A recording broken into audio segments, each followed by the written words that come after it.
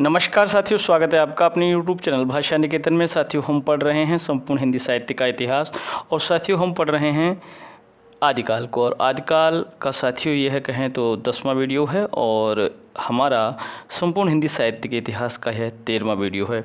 तो साथियों हम आज आदिकाल में क्या पढ़ेंगे उस पर साथियों हम चर्चा करेंगे।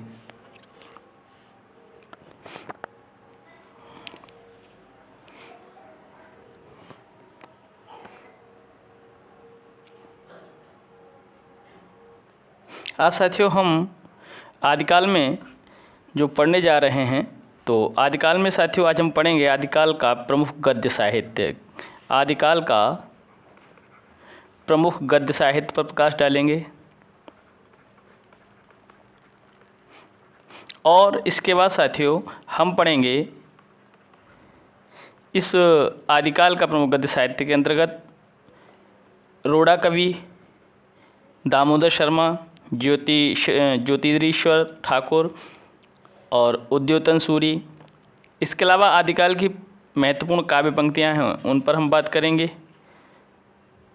और इसके बाद साथियों हम अगले वीडियो में अगले कल के सेशन में साथियों भक्तिकाल को शुरू करने जा रहे हैं। तो चलिए आज हम पढ़ते हैं आदिकाल को। देखिए साथियों, संपूर्ण हिंदी साहित्य में आज हम शुरू कर रहे हैं आदिकाल का प्रमुख गद्य साहित्य। आदिकाल का प्रमुख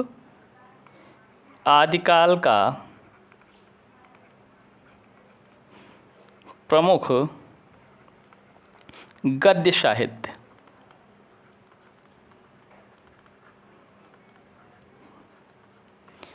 और आदिकाल का प्रमुख गद्य साहित्य में साथियों सबसे पहले हम जो पढ़ेंगे वो हैं उद्योतन सूरी। उद्योतन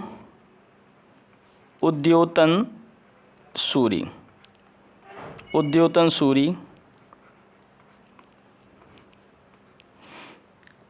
देखिए इनके बारे में ज़्यादा कुछ नहीं, फिर भी इनकी जो रचना है याद रखना है आपको। उद्योतन सूरी की रचना है कुवलय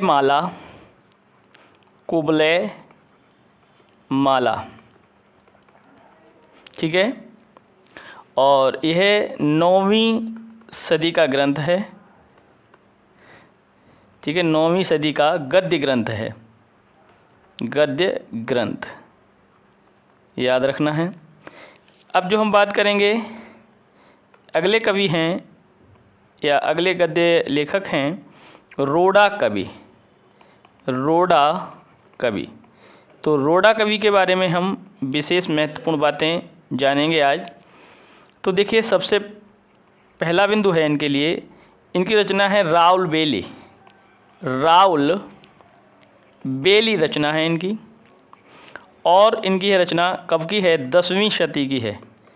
10वीं सदी की रचना है, ठीक है।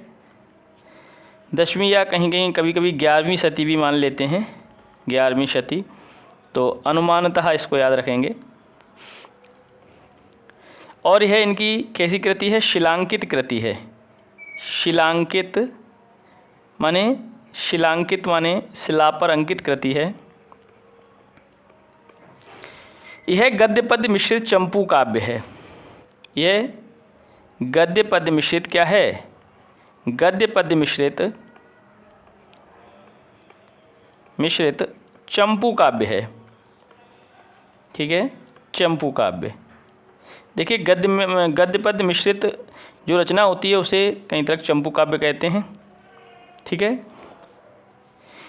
इसमें हिंदी में नक्षिक वर्णन की परंपरा का आरंभ माना जाता है। इससे क्या होता है? इससे हिंदी में नक्षिक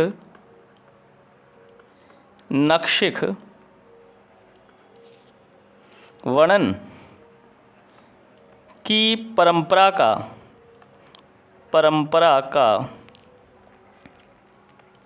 आरंभ माना जाता है, ठीक है। याद रखना ये बात कि इससे हिंदी में नक्षिक वर्णन की परंपरा का आरंभ माना जाता है। इसके बाद अगले बिंदु पर चर्चा करेंगे 4 बिंदु हो गए।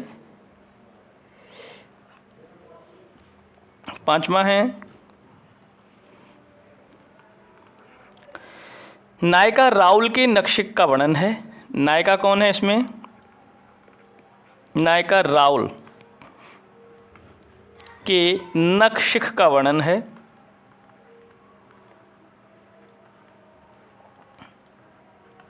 ठीक है।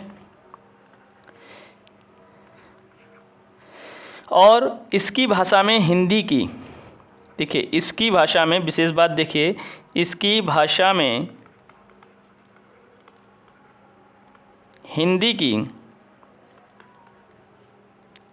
इसकी भाषा में हिंदी की 7 बोलियों के शब्द मिलते हैं। 7 बोलियों के शब्द मिलते हैं। ठीक है। और जिसमें कौन सी बोली? जिसमें राजस्थानी प्रमुख है, जिसमें राजस्थानी प्रमुख है। याद रखना है इस बात को। यह साथियों हमारी जो क्लास है यह टीजीटी और पीजीटी की जो तैयारी कर रहे हैं हिंदी विषय से, उनके लिए बहुत ही महत्वपूर्ण और बहुत ही लाभान्वित कक्षा चल रही है ये, तो इसको आप लोग शेयर भी करिए। तो देखिए अगला बिंदु है कि इसका पाठ बम्बई के प्रिंस वेल्स संग्रहालय से उपलब्ध कर, किसे? प्रिंस वेल्स संग्रहालय से उपलब्ध कर प्रकाशित किया गया।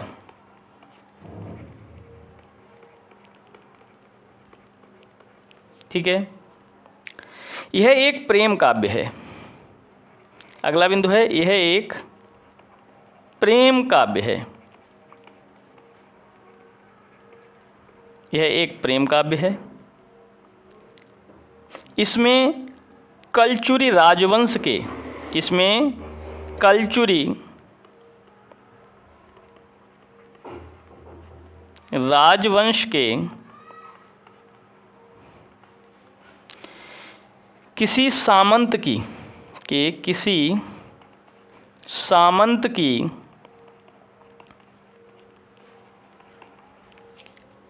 7 नायिकाओं का नक्शिक वर्णन है। 7 नायिकाओं का नक्शिक वर्णन है।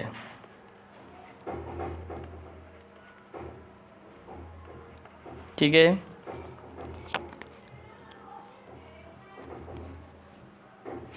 और इसकी भाषा मूलतः, अगला जो बिंदु है कि इसकी भाषा मूलतः मध्य देशीय अपभ्रंश है। मध्य देशीय अपभ्रंश है। ठीक है। यह हमने बात की रोडा कवि की जो रचना है राउल बेल, उस पर। ठीक है। अब हम अगले जो कवि हैं, अगले जो रचनाकार हैं उन पर बात करेंगे। तो अगले हैं हमारे दामोदर शर्मा।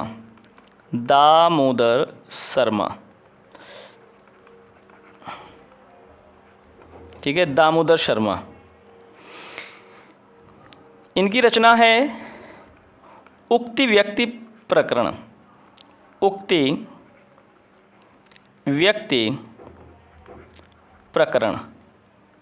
उक्ति व्यक्ति प्रकरण इनकी रचना है। और यह रचना इनकी 12वीं शती की है। कब की है? 12वीं शती की रचना है। अगला बिंदु है इनके में कि दामोदर शर्मा महाराज गोविंद चक्र के सभा पंडित थे। ये जो दामोदर शर्मा रचनाकार हैं, दामोदर शर्मा महाराज गोविंद चंद्र के सभा पंडित थे, सभा पंडित थे। ठीक है। अगला बिंदु है कि इसमें बनारस और, इस रचना में बनारस और आसपास के प्रदेशों की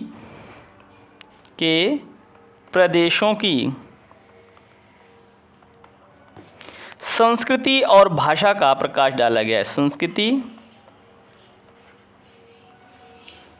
और भाषा का प्रकाश डाला गया है।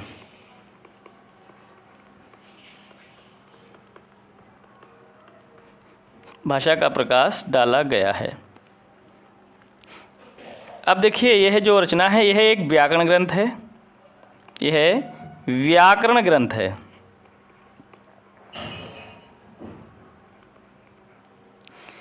और अगला बिंदु है कि हजारी प्रसाद द्विवेदी ने इसे अत्यंत महत्वपूर्ण ग्रंथ माना है।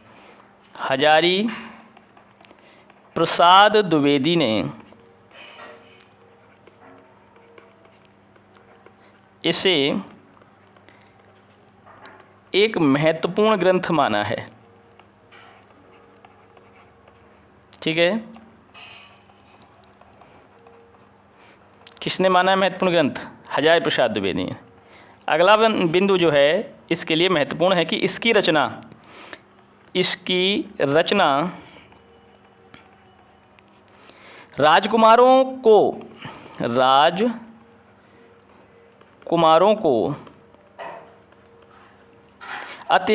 राजकुमारों को कान्यकुब्ज और काशी प्रदेश में,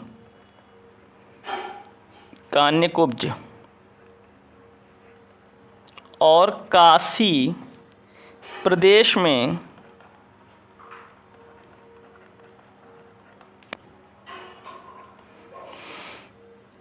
प्रचलित तत्कालीन भाषा में, तत्कालीन भाषा में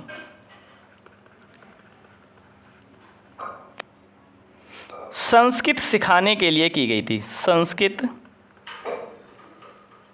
सिखाने के लिए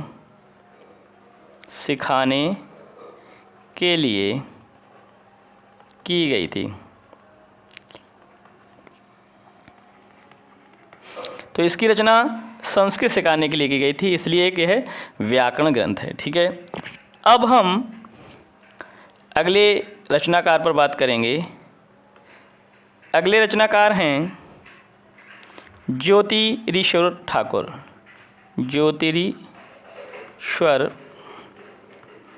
ठाकुर। ठीक है, ज्योतिरीश्वर ठाकुर।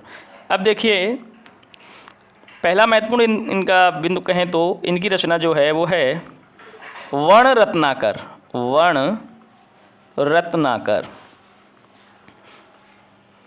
और यह रचना जो है वो 14वीं शती की है। वर्ण रत्नाकर रचना 14वीं शती की है। यह जो रचना है यह मैथिली हिंदी भाषा में रचित है, तो भाषा इसकी मैथिली हिंदी हो जाएगी। मैथिली हिंदी।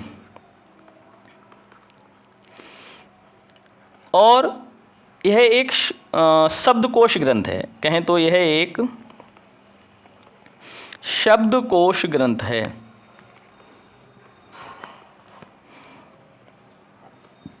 शब्दकोश ग्रंथ है, याद रखना है। इसके अलावा अगला महत्वपूर्ण बिंदु है कि इसका संपादन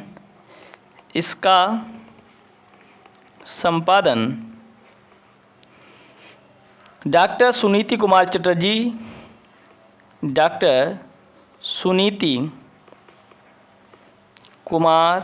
चटर्जी और बबुआ मिश्र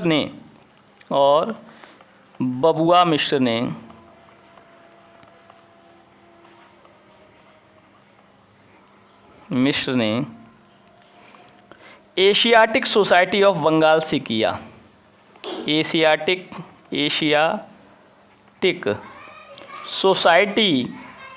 सोसाइटी ऑफ बंगाल से किया। ठीक है, इसका संपादन एशियाटिक सोसाइटी ऑफ बंगाल से किया है सुनीति कुमार चटर्जी और बबुआ मिश्र ने। अगला बिंदु जो महत्वपूर्ण है इसके लिए, इसमें हिंदू दरबार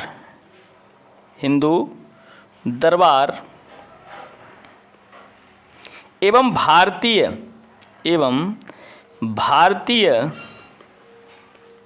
जीवन पद्धति का यथार्थ वर्णन है। ठीक है, याद रखना ये बात। तो हमने महत्वपूर्ण कुछ आदिकाल के प्रमुख गद्य साहित्यकारों पर बात कर ली। अब हम करेंगे बात आदिकाल की महत्वपूर्ण काव्य पंक्तियों पर। आदिकाल की महत्वपूर्ण काव्य पंक्तियाँ, ठीक है, आदिकाल की महत्वपूर्ण काव्य पंक्तियाँ।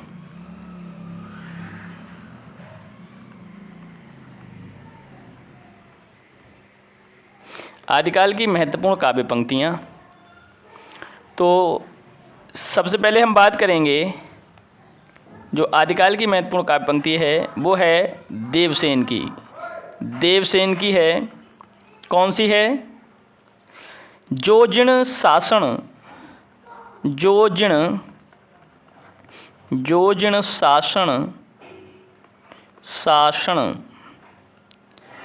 भाषियउ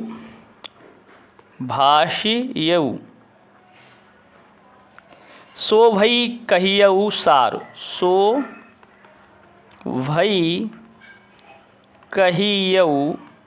सार। ठीक है, ये जो पंक्ति है ये देवसेन की है। अगले जो कवि हैं वो हैं हमारे सरहपा। ठीक है, तो सरहपा की पंक्ति देखेंगे। पहले है कि पंडिय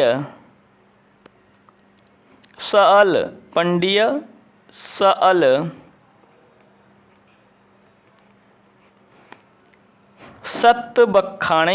सत बखाणई पंडिय सल सत बखाणई देहई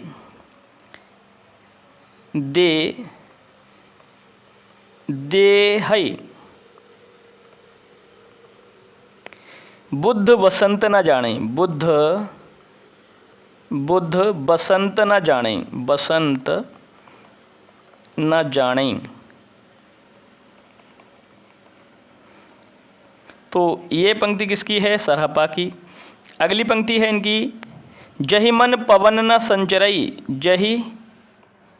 जहि मन पवन न संचरही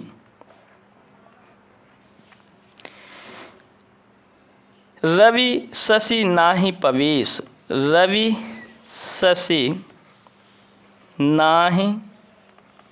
पवेश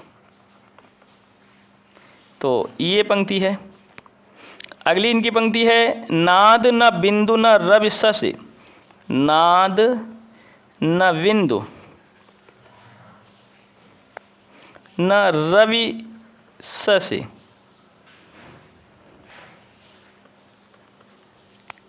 मंडल चियराव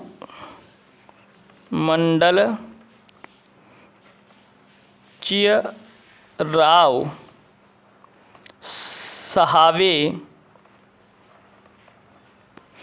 मूकल। ये भी पंक्ति सरहपा की। तो ये महत्वपूर्ण पंक्तियाँ किसकी हैं? सरहपा की। देखिए, एक महत्वपूर्ण पंक्ति है, यहीं लिखेंगे, कहनपा की। कौन सी है कहनपा की महत्वपूर्ण पंक्ति? देखिए, आगम आगम वेद पुराणे ही, आगम वेद पुराणे ही पंडीयमाण बहन्ति, पंडीयमाण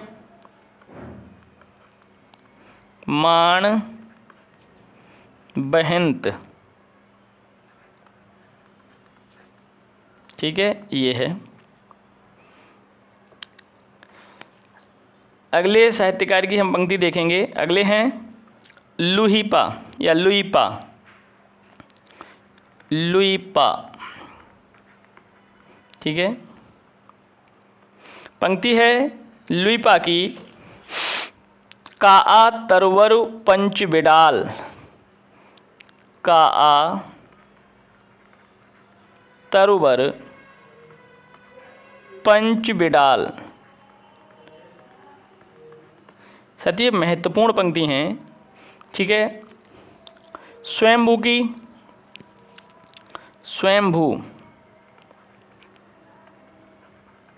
स्वयंभू की पंक्ति है। राम कहासर एह सोहंती, राम कहा सरी एह सोहंती। ठीक है। हेमचंद्र की है, हेमचंद्र या हेमचंद। कौन सी है पंक्ति इनकी? भला हुआ जू मारिया, भला हुआ जू मारिया बहणी महारा कंतु, बहणी महारा कंतु। भला हुआ जू मारिया वहिणी महारा कंतु। अब्दुल रहमान की पंक्ति है। अब्दुल रहमान,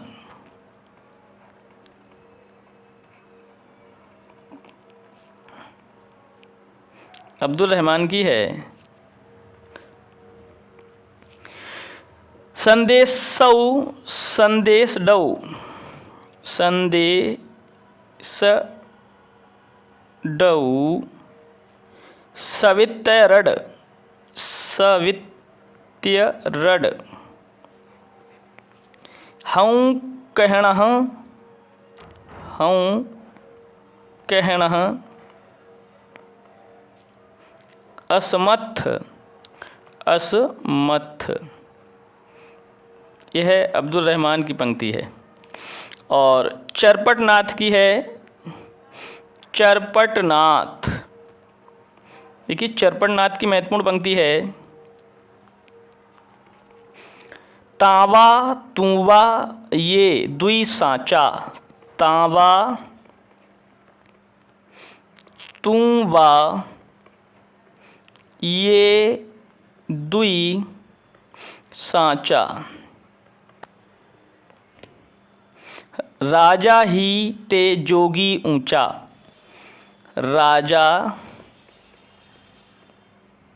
ही ते जोगी ऊंचा।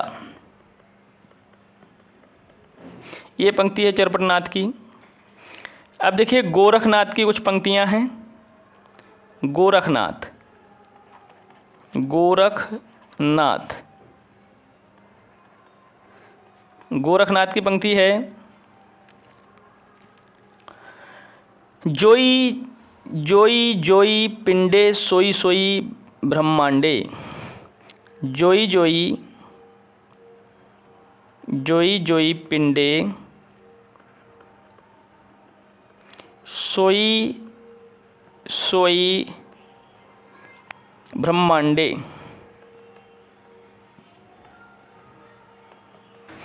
ठीक है।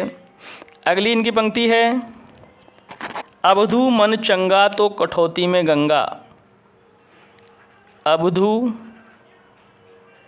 मन चंगा तो कठौती में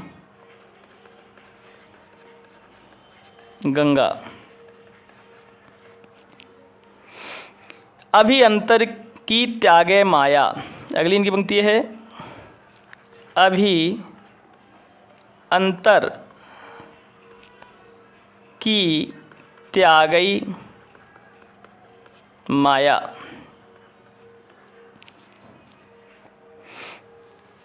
ठीक है।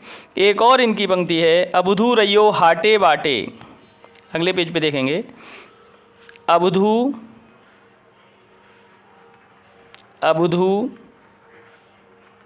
रहियो हाटे बाटे। रूप वृक्ष की छाया। रूप वृक्ष की छाया। ठीक है, इनकी एक पंक्ति है। अब कुछ पंक्ति हैं चंद्र बरदाई की। चंद्र बरदाई की पंक्ति हैं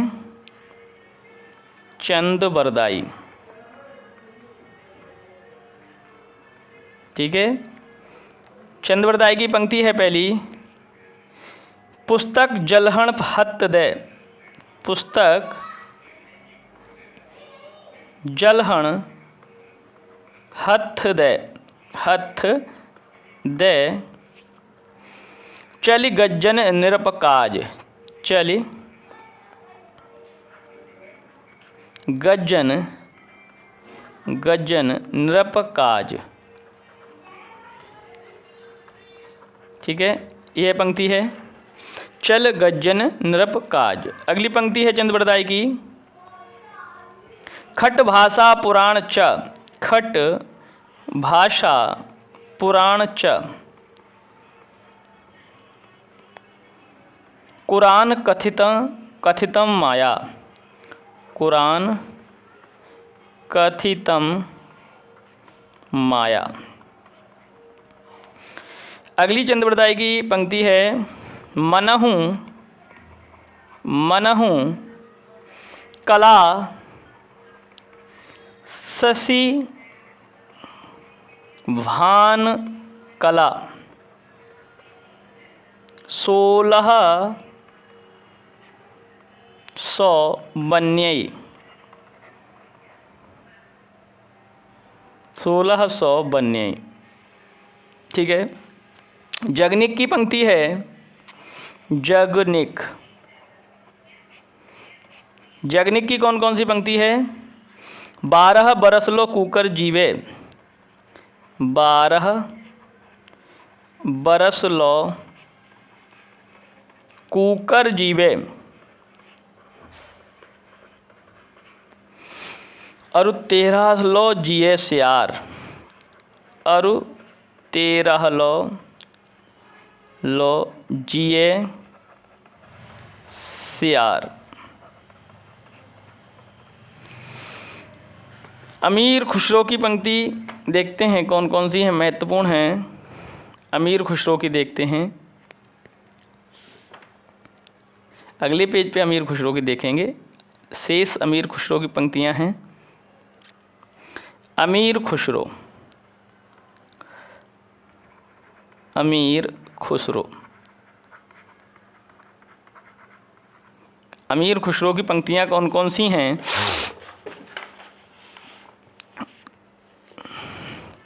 पहली पंक्ति है एक थाल मोती से भरा। ये सभी मुकरियाँ और पहलियाँ। एक थाल मोती से भरा। मोती से भरा। सबके सिर पर औंधा धरा। सबके सिर पर औंधा धरा। और क्या है अगली पंक्ति चारों ओर वह थाली फिरे। चारों ओर वह थाली फिरे। थाली फिरे और मोती उससे एक ना गिरे। मोती उससे एक ना गिरे। बताइए यह किसके लिए यह कहा गया है? तो साथियों किसके लिए कहें तो आकाश के लिए, आकाश, ठीक है, आकाश के लिए। चलिए दूसरा है, एक नार ने अचरज किया, एक नार ने अचरज किया और सांप मारी पिंजड़े में दिया, सांप मारी पिंजड़े में दिया, ठीक है। जो जो सांप ताल को खाए, जो जो सांप ताल को खाए, सूखे ताल सांप मर जाए, सूखे ताल सांप मर जाए। ये किसके लिए कहा गया है? तो साथियों ये कहा गया है, बताइए, दिया और बाती, दिया बाती, ठीक है। अगला देखते हैं, अगला है, एक नार दो को ले बैठी, एक नार दो को ले बैठी, टेढ़ी होके बिल में बैठी, टेढ़ी होके बिल में बैठी, जिसके बैठे उसे सुहाए, जिसके बैठे उसे सुहाए,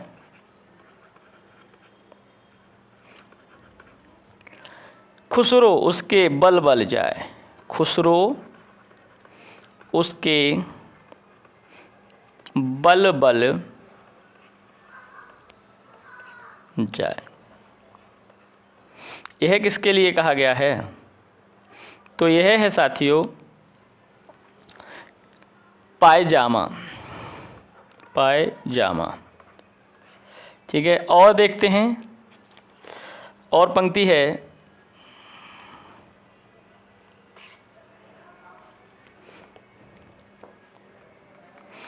अर्थ तो इसका बूझेगा, अर्थ तो इसका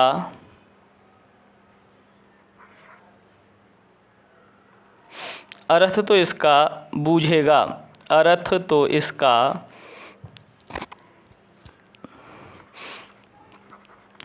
बूझेगा, मुँह देखो तो सूझेगा, मुँह देखो तो सूझेगा। बताइए इसका अर्थ क्या है? तो दर्पण, क्या है? दर्पण है। अगला है, मोरा जोबना नवेलरा भयो है, मोरा जोबना नवेलरा, नवेलरा भयो है, गुलाल, कैसे गर्दीनी कस मोरी माल, कैसे गर्दीनी कस मोरी माल,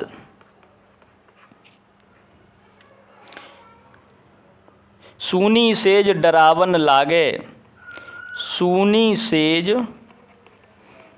डरावन लागे, सूनी सेज डरावन लागे, बिरहा अगनि मुहि डस डस जाए, बिरहा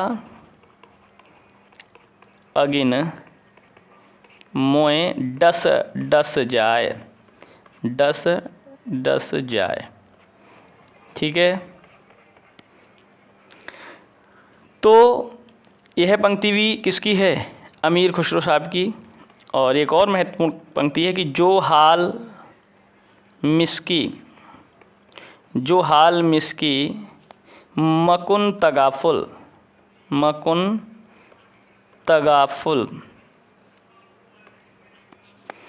दुराए नैना बनाए